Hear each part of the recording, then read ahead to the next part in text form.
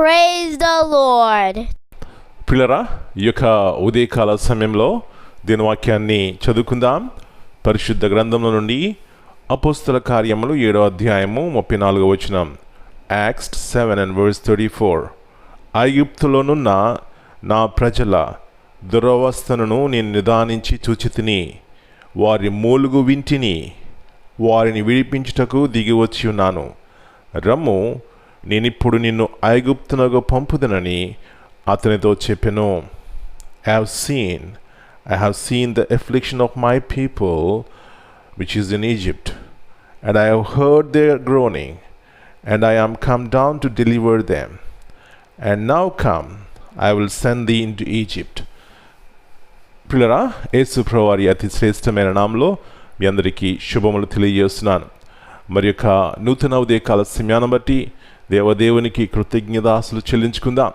మంచిది. ఇక్కడ మోషేతో జీవగల దేవుడు అంటున్నటువంటి మాట, ఐగుప్తులోనున్న నా ప్రజల దురవస్థను నేను దానించి చూచి తిని, వారి మూలుగు వింటిని, వారిని విడిపించుటకు దిగి వచ్చి ఉన్నాను. పిల్లరా, ఈ మాటలు చదువుతుంటే నీవు నేను ఆరాధిస్తున్నటువంటి దేవుడు జీవగల దేవుడు, దయగల దేవుడు, ప్రేమగల దేవుడు, వినే దేవుడు, చూచే దేవుడు. కాబట్టి ఎలాంటి దృష్టితో ఆయన వైపు మనం చూస్తున్నాం.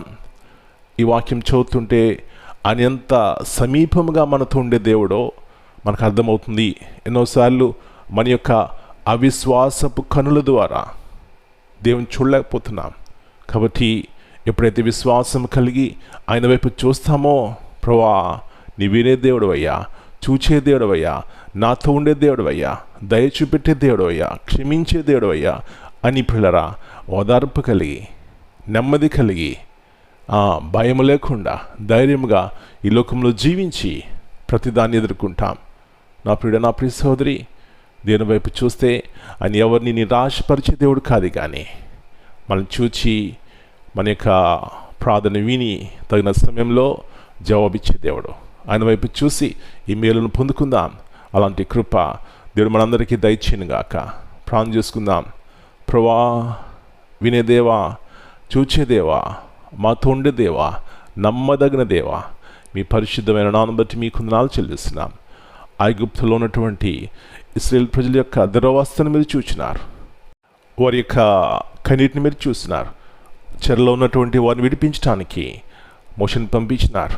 అవును ప్రభువా, మా జీవితాలైనటువంటి ప్రతి బంధకములో నుంచి మమ్మల్ని విడిపించి స్వతంత్రం ఇచ్చే దేవుడు.